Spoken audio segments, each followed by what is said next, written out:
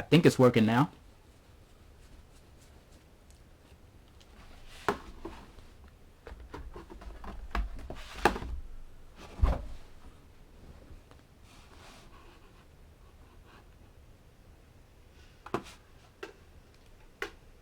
There it goes.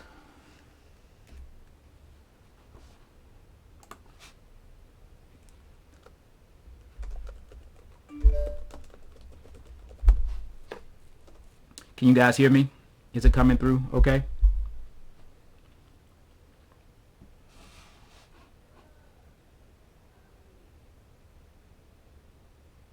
Cool. Well, welcome everybody. How's everybody doing this evening?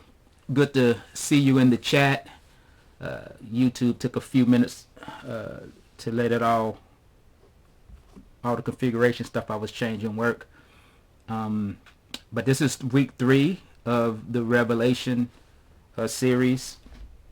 I'm really enjoying teaching it. I hope you guys are enjoying what is being presented. I don't know what that means. I wasn't talking to you, Okay. Siri. I found this on the web for See? Hey Siri. I'm really enjoying teaching Nope, it. wasn't talking to you, Siri. All right. We'll get started in a couple of minutes. How's everybody dealing with this shelter in home? Is anybody getting stir crazy yet?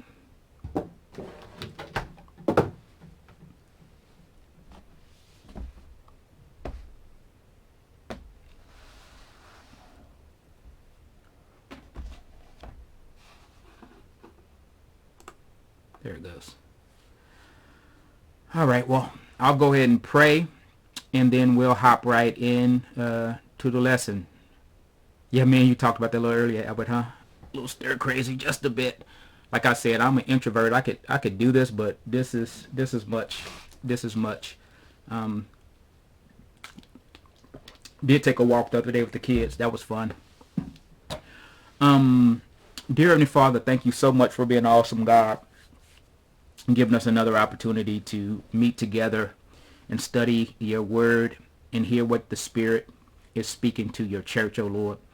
Father, we just pray that in this time, Lord, that you will magnify who Jesus is in our heart and in our lives, that you will bring us to a greater understanding of how this book applies to our life today and the things that we could be doing. We love you. We give you glory. In Jesus' name we pray. Amen. Amen. And so last week we were getting started looking at the 7 churches in the book of Revelation. And we found out that these 7 churches were real churches in Asia Minor, which presents a bit of a challenge sometimes when we're talking about the book of Revelation, because our heart is to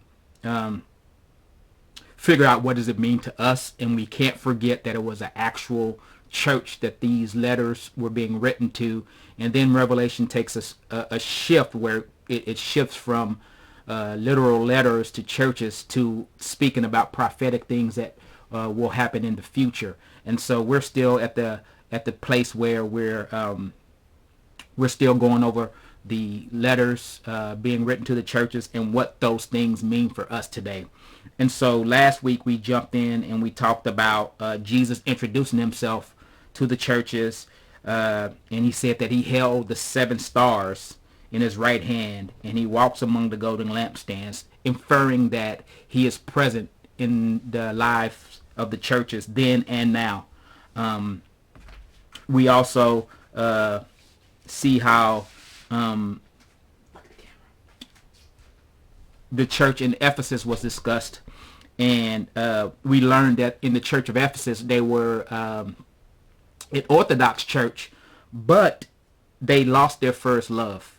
They had lost their first love.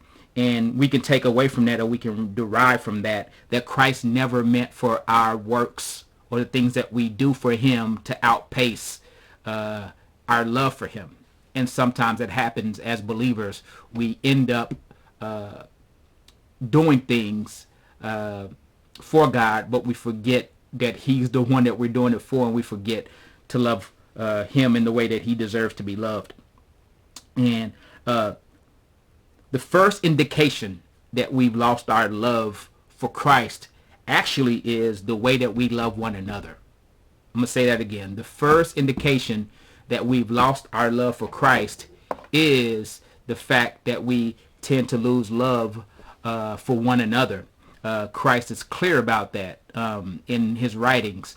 And so if you find yourself in the church and you can't stand church people, that might be an indication that your love for Christ is waning. And so we need to be always mindful that we need to walk with God in a way that we're first loving him, but also loving our neighbors as we love ourselves.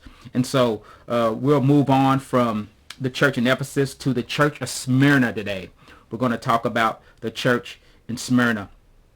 And basically Smyrna is picked up in Revelation chapter 2, verse 8. And the city of Smyrna was about 35 miles north of Ephesus. And so still in the same region. They were both sea port cities. And Smyrna was a wealthy city. The Bible says that, not the Bible, but we know from archaeological evidence that they were a city of wealth. They had a port in their city, so they had a seaport, which made them wealthy because of the things that they could distribute to the rest of the world. And they were only second to Ephesus in the entire region. And so we can look at them as maybe one of our East Coast cities or one of our West Coast cities here in the United States that people would look. I mean, there was a prominent city, maybe like a New York or a Miami or like a Los Angeles or even up in San Francisco area. They were seaport cities, but they were also like New Orleans back in the day. They were wealthy cities as well. And it was actually considered, Smyrna was actually considered the finest city in Asia, is what archaeological evidence would tell us. They were considered the finest city in Asia, and what the best of what Asia had to offer at the time. Asia Minor had to offer at the time, and it was literally called the glory of Asia because of the way that the city was planned out. They had these beautiful temples.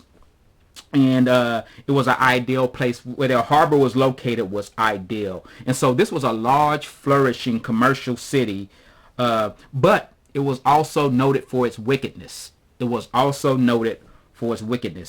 so when God begins to speak to them, he's speaking about the wickedness in the city where they were rejecting the gospel message. Like the entire city was rejecting the gospel message, and it was hard times for the believers. And so in verse 8, it says, and the angel of the church in Smyrna write, the words, the first and the last, who died and came to life. I know your tribulation and your poverty, but you are rich, and the slander of those who say that they are Jews are not, but are the synagogue of Satan. Do not fear what you are about to suffer. Behold, the devil is about to throw some of you into prison, that you may be tested, and for 10 days you will have tribulation. Be faithful unto death, and I will give you the crown of life. And so Jesus introduces himself to the church in Smyrna as the one, as the words of the first and the last, who died and came to life. And he's speaking in this way because there's these deep theological implications for the church then and the church now. And Christ introduces himself as he's saying, I'm the eternal one. I'm the first and the last. I'm the eternal one. Not only are the obvious implications of this theological saying that he is claiming that he is God in his existence. A lot of people often say in the Bible, Jesus never said he was God. Well, there are plenty of places where the things that he was saying were inferring that he was God. And the first century believers would have known this is what he's saying.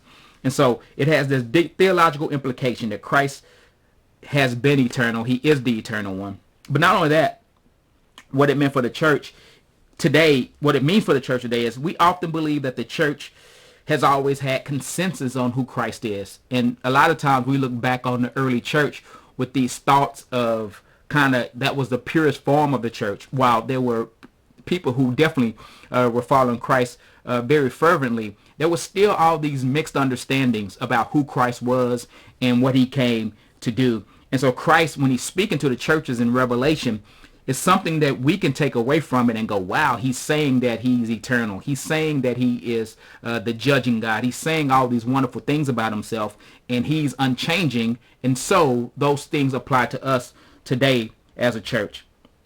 And Christ was using these words to the church in Smyrna because he needed to encourage them. And you might be wondering, what did they need encouragement for? Well, they were going through a great tribulation. And Christ is sitting there speaking to them and he's saying, I know your tribulation and your poverty, but you are rich. And so he's talking to the faithfulness of them. He's commending them on their faithfulness through trials. And one thing that we need to understand is that when he's saying their tribulation, the church in Smyrna was going through some terrible, terrible things. Like, it was like, I don't think there's any persecution that we know of right now in the United States. Maybe in some other third world countries this tends to happen, but most of the Christian world does not understand this type of tribulation that they were going through. And their tribulation was influencing their poverty. And the word actually used there for poverty is what we would use for po. Like you can't even afford the O and the R. Like, you are just detrimentally poor. Like this is the lowest form of poverty that you can, the lowest word that you can use for poverty. So they were really struggling because of the tribulation they were going through. It's probably because of the extreme persecution, and Christ reminds them that they are rich. And I think that's kind of hard for us to really fathom or talk about in the West, because we don't really know adjunct poverty like this. We don't even know where, like I said, there are spots of it. There are people who don't know where the next meal is coming from. But these people weren't poor just because they were poor.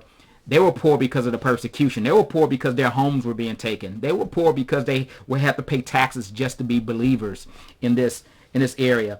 And not only that, he says, and I know the slander of those who say that they are Jews and are not. The Jewish community was persecuting them as well. And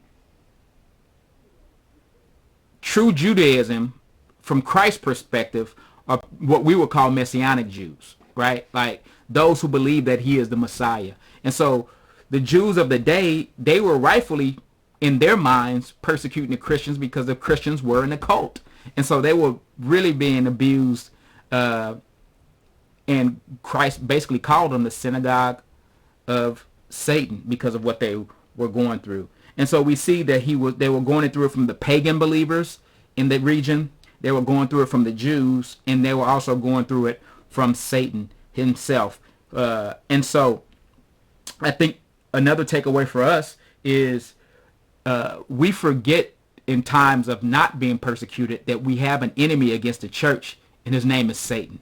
And he does not want the church to flourish. He does not want the church to do well. And he's going to do everything in his power as an invisible enemy to keep it from going forth and doing what the church is supposed to do. But Christ is telling them, do not fear what you're about to suffer. Behold, the devil is about to throw some of you in prison. He's not saying that the people in the region in Asia Minor are going to throw you in prison. He's not saying the Jews are going to throw you in prison. He's saying Satan himself is going to throw you into prison, that you may be tested, and for 10 days you will have tribulation. Be faithful unto death, and I will give you a crown of life. And so some people are, like we talked about the earlier interpretation, some people are literalist, and they believe that it was literally 10 days.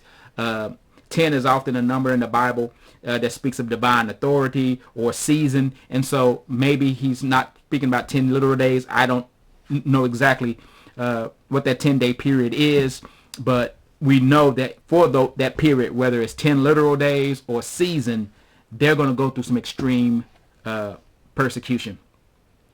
Polycarp, who was actually the bishop of Smyrna at the time, it's written that when he was martyred in 155 AD, these Jews that Jesus is actually talking about right now eagerly assisted by gathering on the Sabbath wood for the fire in which he was burned. And so he was the bishop in this church that was suffering, and I guess the church was really suffering well. And so the Jews, who we know their rules about the Sabbath, you didn't do anything on the Sabbath. They literally gathered the wood for the fire for him to be burned.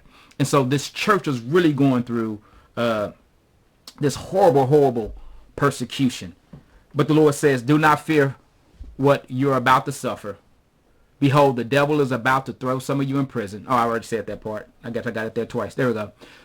He who has an ear, let him hear what the Spirit says to the churches. The one who conquers will not be hurt by the second death. Now, can you imagine you praying and God answering your prayers like this? Like literally, Jesus answers your prayers through saying, you're going to go through it. I'm not going to deliver you from it. But guess what? You won't be hurt by the second death. And I think this really, it shoots shots in the face of the prosperity gospel, the health and wealth gospel, the kind of thought that because I am a part of the church, I shouldn't suffer. I shouldn't go through certain things. It's really a glaring shot in the face of that type of theology, or even the healing gospel, where I'm going to be healed, like I shouldn't go through anything. And I think we're challenged as a church, even today, that we feel like we shouldn't have to go through anything. We shouldn't have to suffer. And we get angry with God when we do suffer. We get angry with God when we do go through things. And it's just not really biblical. It's just not biblical. And the devil sometimes has leeway to do everything in his power to stamp out the church's testimony when it's in his domain.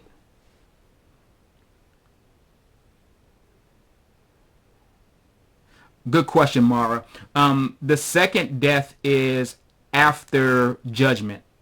And so the first death is when we literally die in our bodies.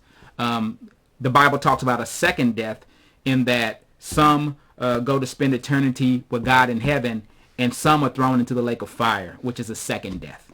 And so the second death is predicated on where you spend eternity, right? Some rise again with eternal life, and some experience the second death. And we're going to go in a lot more detail of that in later chapters in the book of Revelation. But, this is the hard part of Revelation that we don't really want to go through sometimes, because it talks about the suffering of those who don't know Christ. And this is the reason we need to be evangelistic. This is the reason we need to pray for those who don't know him. Like I often preach, heaven or hell is not mine to give. But there's strong and compelling evidence that once you leave this earth, is really, really difficult to wrap our minds around a way that you can then be saved. And so that's the second death. And so basically, Christ is trying to give them encouragement, like you're going to die. Like you're going to die. But know that when you die for my sake, you will live again. And so basically he's talking about the resurrection and what happens after we die, which we're talking about on Sunday mornings as well. And so that leads to the question, why do the godly suffer? Why do the godly suffer? That's one of those questions that quite literally and quite honestly turn people off to the gospel message. We've heard it time and time again. If God is a just God, how can he allow suffering? one thing that we do know about the allowance of suffering is it was never God's plan for humanity to suffer. It was never God's plan for humanity to go through anything that led to death. And that was because of the sin of the original people, that we're all born into a world that's broken. And so Jesus coming to die on the cross was to restore the world to its once believed form.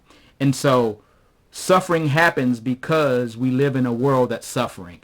And God doesn't he doesn't rejoice in our suffering. The Bible actually has scriptures that tell us that when we're suffering, he feels our pain, and that he's so intimately in love with us that he's numb with the hairs on our heads and he's bottled our tears. And so God doesn't get glory out of, God doesn't get off on our suffering. But it is something that definitely happens. And so when it does happen, I have 4 things here that we could take away from when we suffer, as a church in Smyrna was doing.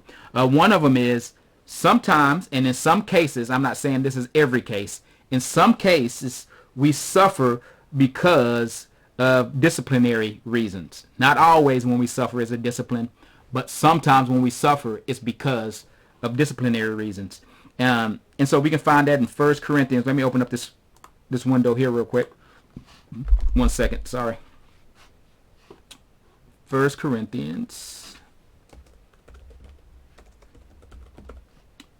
11, 30 through 32.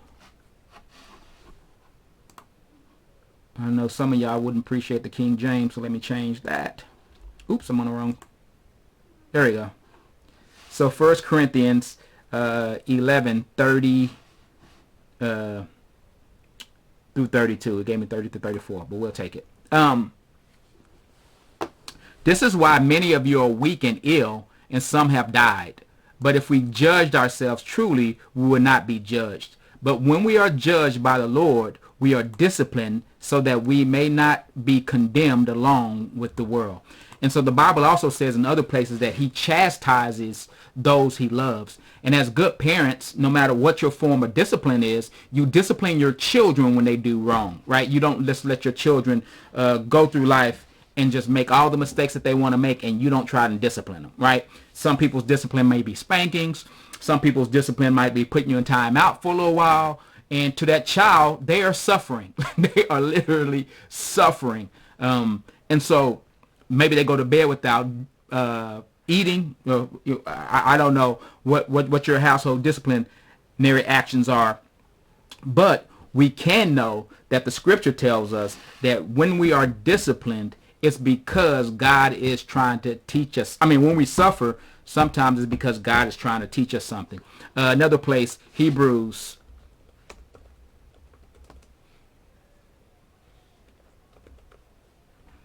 Did you guys know that women aren't supposed to brew coffee according to the Bible? Because Hebrews. Horrible joke, I know. Okay, consider him who endured from sinners such hostility against himself, so that you may not grow weary or faint-hearted. In your struggle against sin, you have not yet resisted to the point of shedding your blood, and you have forgotten the exhortation that addresses you as sons. My son, do not regard lightly the discipline of the Lord, nor be weary when reproved by him. For the Lord disciplines the ones he loves and chastises every son whom he receives. It is for discipline that you have to endure. God is treating you as sons. For what son is there whom his father does not discipline? If you are left without discipline, in which you have participated, then you have illegitimate children. Then you are easy for you to say. Then you are illegitimate children and not sons. Besides this, you have had earthly fathers who disciplined us. We respected them. Shall we not much more be subject to the Father of spirits and live? For they disciplined us for a short time, and it seemed best to them. But he disciplines us for our good, that we may share in his holiness. For the moment, all discipline seems painful rather than pleasant. But later it yields a peaceful fruit of righteousness of those who have been trained by it. Therefore, lift your drooping hands and strengthen your weakness, and make straight paths for your feet, so that what is lame may not be put out of joint, but rather be healed. And so basically he's saying that discipline is for our good. And God disciplines us because he's our father. Again, going back to the parent illustration, no parent just lets their children do, well, some parents do, but we shouldn't allow our children to do just whatever they want to do whenever they want to do it. No, we put disciplines in place, and so sometimes those disciplines aren't fun to us. The person who's being disciplined doesn't like it. And so God will discipline us in some cases, or allow suffering in some cases for our discipline. Second reason, sometimes it's preventative. And Paul talks about a thorn being given in his flesh. And this was for the reason that he didn't get too high-minded. He didn't get too puffed up, is what the Bible says. 2 Corinthians 12:7. See if that's enough. It says, to keep me from becoming conceited because of the surpassing greatness of the revelations, a thorn was given me in the flesh, the messenger of Satan, to harass me, to keep me from becoming conceited. And so it was preventative, so that Paul wouldn't get too high-minded or wouldn't get too puffed up, because God was doing these great things in his life. And so God didn't send the thorn, but God allowed the thorn to touch Paul, so that he wouldn't get too big-headed. Even Christ had to learn, the third one is, even Christ had to learn obedience through the things that he suffered, the Bible says. That's Hebrews 5:8.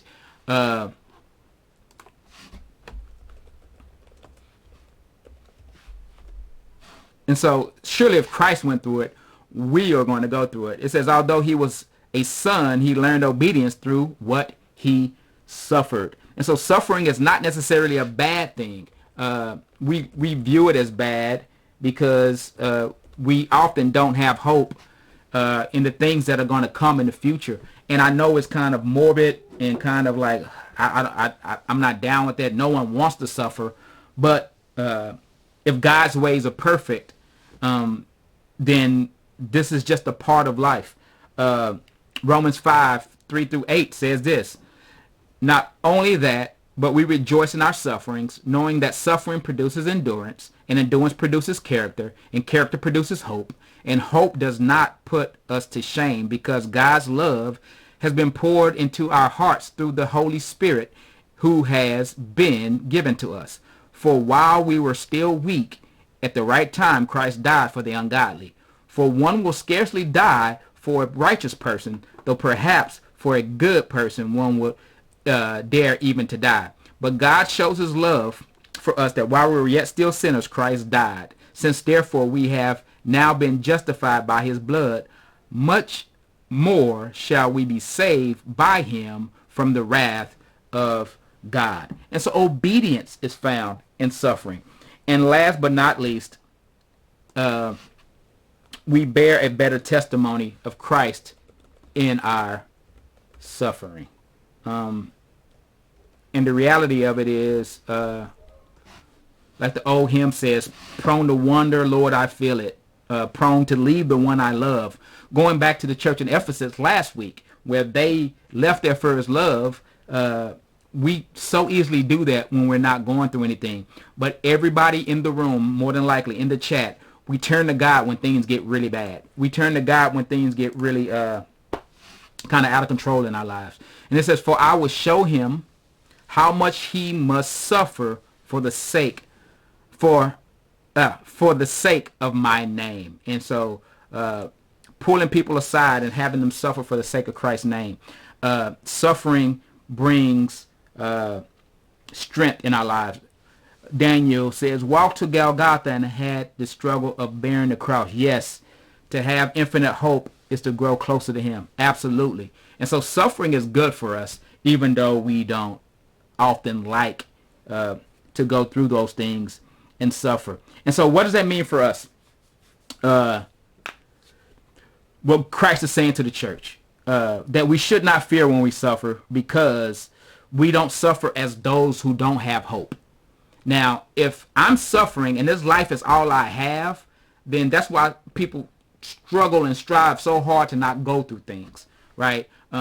Because if this is my only life, that's why you see some people who are just really selfish in this life. They just go through life and they just do what they want to do, how they want to do it, because they don't have hope for anything after this. So they're going to get it all while they can.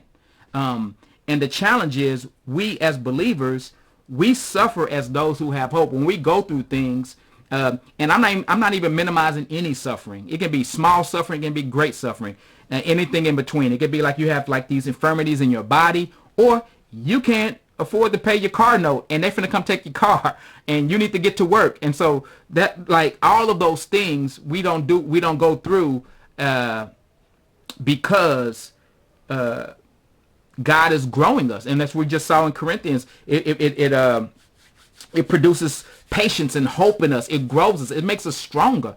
You ever see anybody who's never suffered? Like, it doesn't,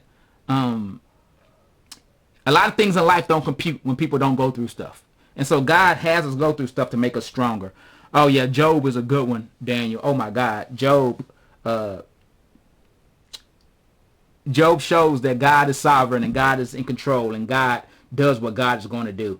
And he also told them, the church in Smyrna, he said, you guys need to suffer even unto death. Some people, when we start suffering, we hit the eject button. I don't want to follow God no more because I'm going through some stuff. Like, I can't tell you how many times I talk to people who say, when I started following God, then stuff started going on in my life. And so I don't want to follow God no more, because every time I follow God or walk with God, stuff starts happening. Well, the truth of the matter is, stuff is going to happen regardless in our lives. They're just accentuated sometimes when we follow God. And Christ is saying, listen, I've heard your prayers. I've seen your suffering. And he said, I'm not going to rescue you. Like, literally, I'm not going to rescue you. And what he's telling them is, you need to suffer to the point of death. That's a testimony no Christian wants to hear. Like, no Christian wants to hear that. Like, no one wants to hear martyrdom, like, at all.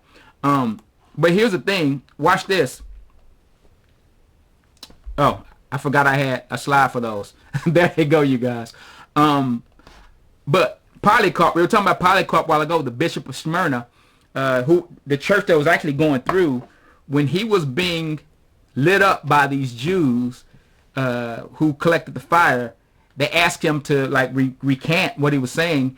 And he said, 86 years I have served the Lord, and he never wronged me. How then can I blaspheme my Savior now? Hey, bro, appreciate it, man. Yeah, get Sade something to eat, man. Blessings on you, bro. How then can I blaspheme my King and Savior? Like, who has that type of testimony? I'm going through these things, and guess what I'm going to do? I am going to just say, you know what? I'm not going to turn my back on Christ. Light up the wood, right? And we see this in the first century church. The church of Smyrna is indicative of what was going on in the first century church in some places. And people were dying, like, left and right. And what's some revelation that we can take from this? Can't we live for him? Like, literally, can't we devote our lives for him? He's not even requiring us to go and face the lions like some of the first century church, or be lit up on poles by Romans to light the night. He's not calling us to any of that here in the United States. Can't we live for him? Can't we live a life that's not self-centered? And I think that's one of the biggest things we can take from the suffering church. And this early church, Smyrna, really suffered until Emperor Constantine made it legal for, or granted the privilege for, Christians to worship in the Roman Empire. We can't take our rights for granted as believers. Like, we have a right to congregate and to worship. We have a right. We have a country, right? We're broadcasting and we're watching in a country right now where they're not shutting this down because we're talking about Christ, or coming and knocking on our doors and hauling off the jail and beating us. And so, like, if we truly believe what we say we believe, we really need to see Christ as the eternal God, as the one who watches over us. The beautiful thing about the church in Smyrna, even though they were going through all these trials, remember we talked about the formation of the letters last week. There are no bad things that Christ said about this church. He didn't rebuke them, not once. And I think the trials is what kept them ignited and on fire for God. And we talk about the scripture that says we shouldn't be lukewarm. Christ doesn't want us to be lukewarm. But the beauty is persecution often ignites fires. You can see the church in China right now, the underground church who's being persecuted. Like, those guys are on fire right now for Christ. I heard a story just recently about a guy over there. He was having Bible studies out in the open in coffee shops, and like the believers were like, dude, like, you're being defiant. Like, they can straight up kill you for, you can get in trouble for this. And the guy said, what's the worst they can do? Kill me? Like, he literally said, what's the worst they can do? Kill me. Like, I don't know a lot of Americans with that type of faith. Like, I don't even know, like, I'm just going to be honest with you, man. Like, God have to give me some strength for me to go and put myself out there. And he has to really, like, speak to my heart, like, go out there and say it regardless, right? And I think we need to be emboldened to speak the truth of Christ. And not in a harsh way. I'm not talking about standing out on the street corner and telling everybody turn or burn or that kind of thing, but living our lives in a way that reflects the gospel message, and then letting God handle all the things that he handles when it comes to rescuing people from themselves. And so, the church in Smyrna, we find that Christ was aware of their suffering. We look at this and we see that we should never look down on the poor. Why shouldn't we look down on the poor? Because Christ says you are poor, but you're rich. Has anybody ever went to a third world country or been on a mission trip and you've like saw people who had nothing, but they had such a joy and a love for Jesus? I can remember my grandmother. She didn't have two pennies to rub together half the time. But man, did she have a love for God, right? And so, and the Bible even tells us, blessed is the poor, for theirs is the kingdom of heaven.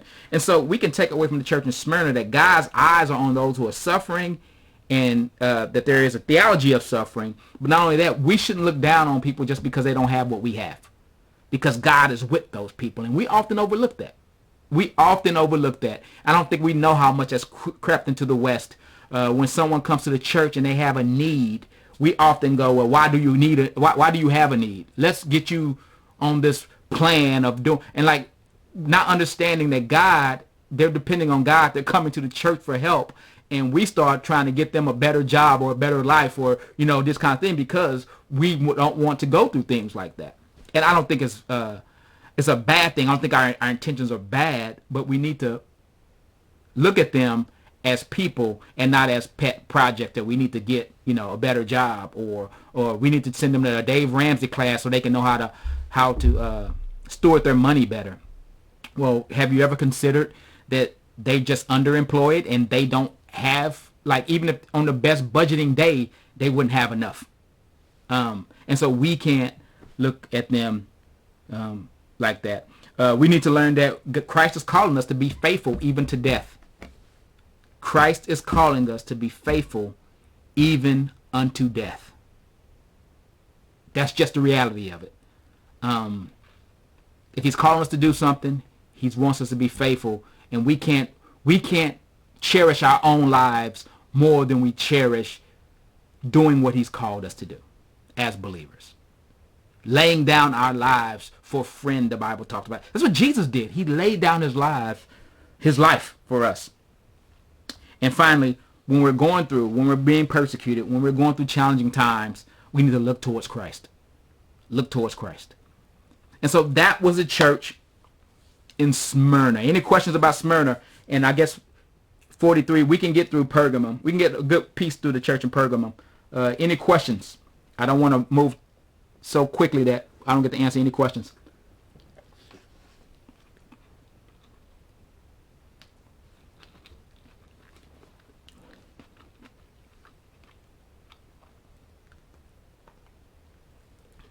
That ASMR for Tanya. Okay. The church in Pergamum. Awesome. Starting in verse 12. It's like, so the Pergamum church was identified as a compromising church. And so Christ introduces himself as the God who judges compromise. And he shows us that compromise is dangerous. So Pergamum was up to maybe 25 miles up the shore a little bit. Not too far inland. And it was also a wealthy city. It had many temples devoted to idols and idol worship. It was full of statues and altars, which made it like a religious epicenter. Like there was a lot of religious people in this place. And so there they had the temple of Athena. They had the temple of Asclepius, I can't say his name, Dionysus, and Zeus were the prominent temples here. They had this large library, so people considered themselves not knowledgeable, and they were famous for making paper and parchment. And we know parchment was really expensive, but what people wrote on, and so the parchment that they made actually had the same root word as their city, so they were really known for this parchment paper that was created. So Christ introduced himself to this city as the angel of the church in Pergamum. Write the words of him who has the sharp two-edged sword, which we talked about a couple of weeks ago in the first chapter. He's saying, remember the sharp two-edged sword that came out of his mouth that divides between soul and spirit? The judging one is basically what he's saying. He says, I'm coming, and I'm coming to judge. Why? He says, I know where you dwell. I know where you dwell, where Satan's throne is. Talk about a bad city. This is probably like in the old days when people would talk about like going to like Las Vegas when the mobsters were still running. It might still be, I don't know, legal prostitutes, like all these things that were going, like he was like, you're dwelling in this city where all this evil is going on. Yet you hold fast my name, and you did not deny my faith, even in the days of Antipas, my faithful witness, who was killed among you where Satan dwells. He said, you didn't even let the fact that they killed Antipas shake you. But he's going to tell him what he has against him, right? But I have a few things against you. You have some there who hold the teaching of Balaam, who taught Balak to put a stumbling block before the sons of Israel, so that they might eat food sacrificed to idols and practice sexual immorality. So also you have some who hold the teachings of the Nicolaitans. Therefore repent. If not, I will come to you soon and war against them with the sword in my mouth. Notice this. He's talking to a divided church. He's not saying everybody in the church is going through. He's saying like some of y'all are really doing good things. But he's saying if you don't repent, I'm going to come and I'm going to war against those in the church who are doing some of these crazy things. And so God's word, he says the word of him who has the sharp two-edged sword. God's word is an instrument of salvation, but it's also an instrument of destruction. You need to hear that. God's word is an instrument of salvation, but it's also an instrument of destruction. And Pergamum needed to be reminded the difference between believers, true believers, and those who have rejected the gospel. And so he commends them. He says, man, you're holding fast in a place where Satan's throne is. Like, some people will say that, like, there's different thoughts of what Satan's throne actually meant. Not, maybe it wasn't the entire city, but there was this big altar that used to be there to Zeus, and it looked like a throne. It got excavated, and it's in Germany now someplace. There was also a place where they worshiped Asclepius. I told you I couldn't say his name. But Asclepius was actually, his symbol was a rod with a snake on it. which is where we get the medical symbol. Because in Pergamum, it was a place where there was a place of healing. And so some people worship these healing gods and things there. And so he said the church has been good to not get into certain things. However, you have gotten to the teachings of Balaam. And Balaam can be found in the book of Numbers, chapters 22 through 25. And we know that he was considered a prophet of God, but he was leading the people of Israel astray and trying to get them to get into compromising positions. And so that's where we hold that the church in Pergamum was the compromising church. And we as a church, we can't compromise. Because listen, even when Paul wrote to the churches, oftentimes there were people in the church that were doing things that Paul was like, that's crazy. He didn't say he was going to judge the person when he came. He said God was going to judge the church. And so sometimes we put up with stuff that's a slippery slope and God is not pleased with it. And he's asking the church to repent of some of those things. And so even today in the church, there's certain things that we be doing in the church that we need to repent of. I'm going to give y'all a link to the angry deacon. And he's going to tell you all the stuff that you need to repent of. I'm playing. But yeah, but there are things in the church that we need to repent of. Like we've got on this slippery slope away from God. And he's saying, Jesus is saying, I'm gonna rebuke you if you continue to compromise. If you continue to compromise. And so some of these compromises would have been that if we're talking about Balaam, we talk about the sin of intermarriage, which is a sexual thing that was going on in Numbers. And it was hard in those days to separate yourself civically from religiously. Remember, we were talking a few weeks ago, we talked about people worship the God of their ethnicity. And sometimes in the markets or things, you wouldn't be welcome because you were serving a different God. And so it was a slippery slope. You had to look like the world or the world that you were living in order to survive, basically. And so they were marrying the women. They were doing all these things to kind of fit in. And Jesus was saying, that's not what I rescued you and saved you for you to become something that you're not meant to be. And so they were on a slippery slope. And so God hates what God hates, Christians should hate. What God hates, Christians should hate. We shouldn't tolerate what God hates. Now, that doesn't mean people. But we're talking about the sins that people do. Like, we should hate the things that God hates. And again, we're not talking about people, but we're talking about the things that people do. We should hate it. We should hate it. We should hate sin just as much as God hates sin. And so his warning to the church was to repent. And if you don't repent, we could end up like the church in Revelation 17. Without repentance, we slide. Without repentance, we slide.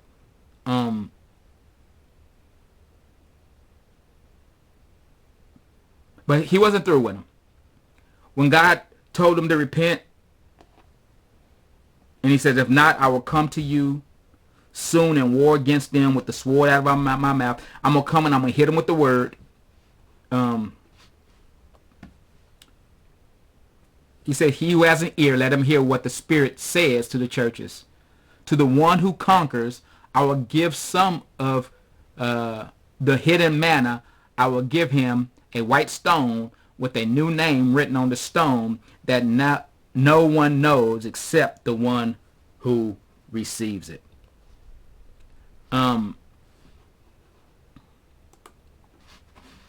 Oops.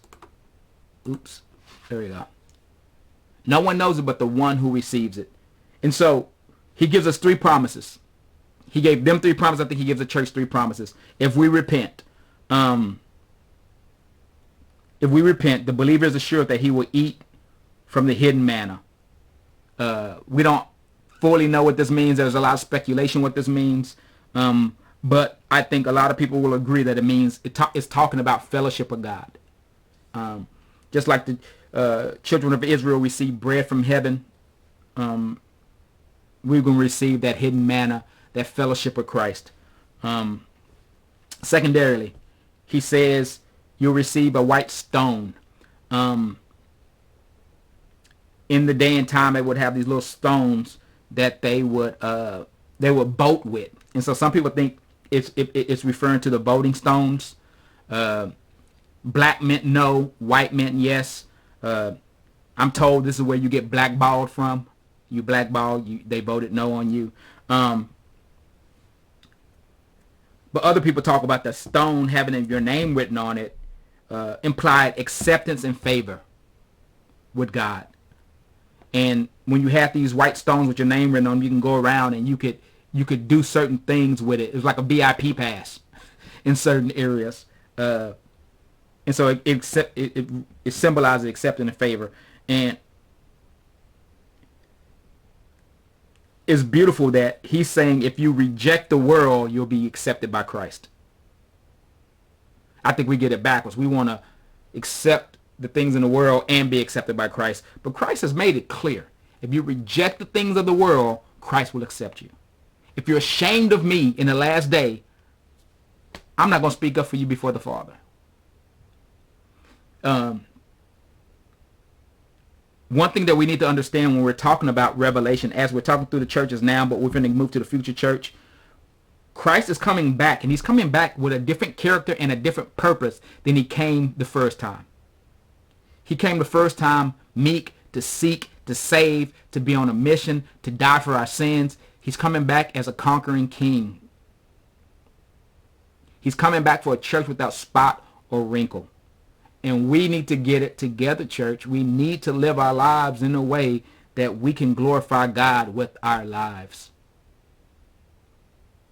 We need to live our lives in a way that we're loving God first and foremost and loving our neighbors as ourselves. On those two things hang all the law and the prophets. Can we get to that place, church? Can we become the loving entity that Christ wants us to be? Or will we remain self-centered? Will we remain in our own spaces and want to do our own things? The third thing, he says he's going to be given a new name. That new name is probably symbolic of personal heritage, of our eternal place in heaven, our relationship in heaven. He says the name written on the stone that no one knows except the one who receives it. You're going to receive a new character, which is beautiful. And so I got a few more takeaways, and then we're close to 8 o'clock. We should hold the truth in the midst of satanic power. This is what he's speaking to the church of Smyrna, and he's speaking it to us. We should hold to truth in the midst of satanic power. The devil is tricky. He comes to seek, he comes to steal, he comes to sneak, steal, and destroy the things in our lives. And he whispers in our ear and he tells us, well, did God really say? Are you really going to? And that's his power. His power is in persuasion. He persuades us to do things that are not necessarily what we should be doing. And our flesh wants to do it. And so we end up doing it. And he's saying, no. You can hold on to truth in the midst of satanic power. You can hold on to the truth of God. Watch this, verse 13. So I know where you dwell. Where Satan's throne is. Like you right there in the middle of it. Yet you hold fast my name. And you did not deny my faith even when people were dying around you. When Antipas and them died. He's saying, remember when they shot Antipas and them? Right there. You held fast. You didn't move. You were unwavering. How many of us have that kind of faith? Secondarily, Balaam is a warning to all of us. Why is Balaam a warning to all of us? Because he was a prophet of God. How easy we all can be.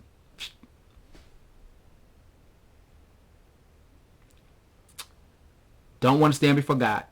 And he said, depart from me, I never knew you. So we got to be on mission loving God. Got to be on mission loving God. Real quick, 2 Peter 2:15. 2 Peter 2:15. 2 Peter 2:15.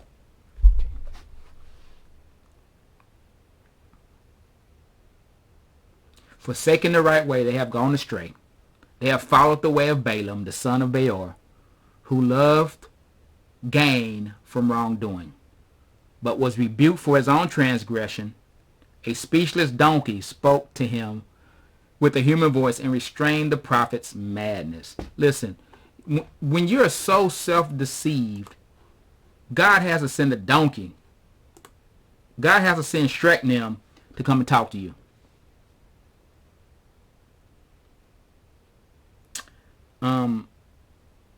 And it's so easy to be deceived when we're not doing the right things, when we're not living for God the way that he wants us to live. A few more. Tolerance in the church is sin. Tolerance in the church is sin. We might be thinking, well, I'm not going to say nothing. I'm just going to let them ride, because we need them to come and sit in the chairs. And to tolerate certain things in the church is sin. We need to speak up about it. We need to tell people, listen, you can't do that. You can't do that. But we don't want church discipline because you're a man just like me, and who you think you is, and how you gonna talk to me when your house ain't right, your kids ain't, that's what we do. But we have to have a posture in the heart to know God, and to love him. Verse 16, God will deal with unbelievers in the church. Look at this. He says, therefore repent, and I will come to you soon and war against them with the sword in my mouth. He was talking to the church, but he said, I'm going to come again. Specifically, those ones who are refusing to repent, I'm going to war against them. Silence is acceptance. That's right, Derek. Silence is acceptance. And then finally, proper view of Christ is key to church discipline. A proper view of Christ is key to church discipline. We have to see him for who he is. The words of him who has a sharp two-edged sword.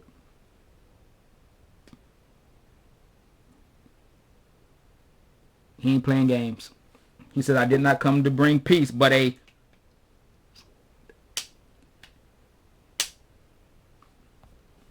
pray this was helpful tonight.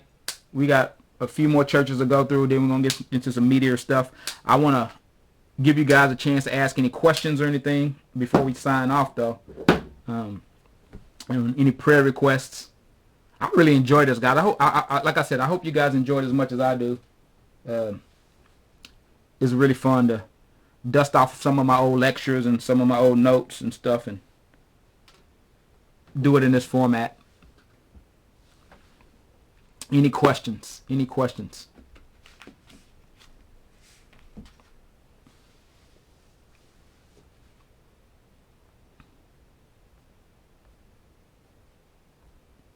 Anybody got? Thank you, sir. Thank you, Derek. Anybody got any questions about Smyrna or Pergamum? The acceptant church? Pray for Carl's mom. Yes, right. Carl's mom is in San Antonio with COVID-19, right?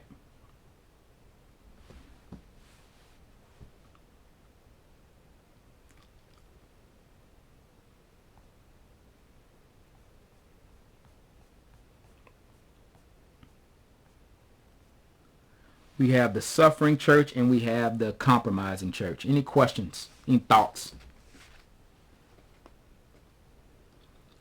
We'll definitely be praying for her.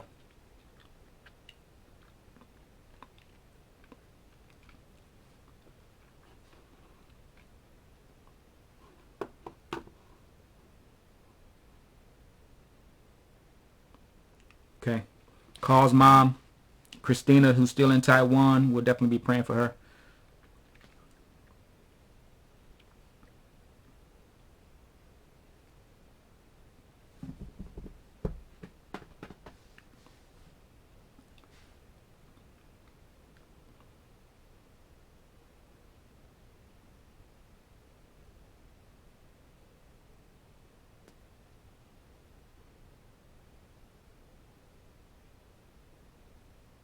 Single moms struggling. Yes. We'll definitely pray for that.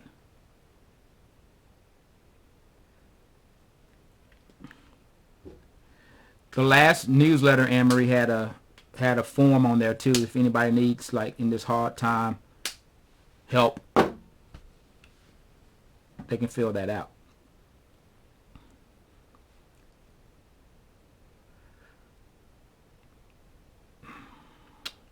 Definitely.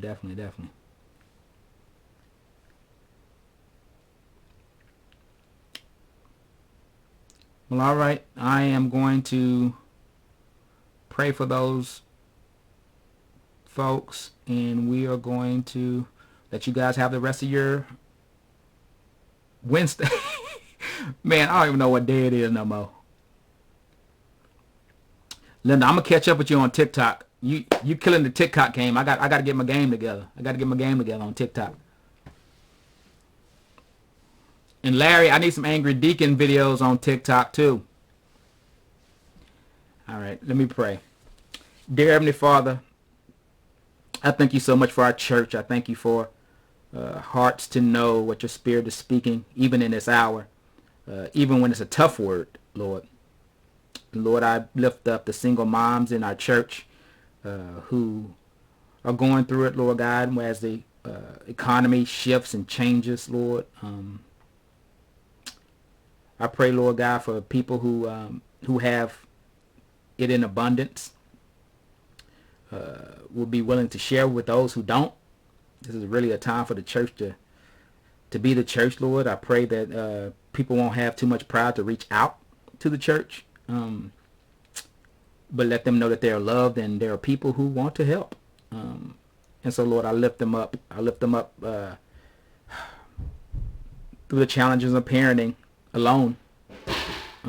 But you're sovereign, and you're great, and you're king of all. Lord, I lift up Carl's mom down in San Antonio, wrestling with this disease. Lord, I pray that you will be with the doctors, you will be with the nurses, to figure out the right combination of things, Lord, when the world doesn't know how to cure it or heal it, Lord, and just are experimenting, Lord. I just pray that you will send the right person at the right time to do the right thing, Lord, that she might be able to leave the hospital and go home, and we can say that she's recovered, oh Lord. And Father, I lift up to you, what else was there? Christina, over in Taiwan, Lord. I pray that you will just keep her safe, Lord, that you will give her peace of mind, Lord, that you will be with the Taiwanese government, Lord, to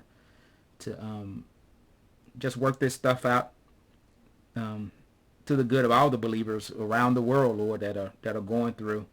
I pray for Maura and Eric, Lord. I pray for peace of mind for them. I know it must be tough and challenging to have a child so far away. I just pray that you will give them peace of mind in this time.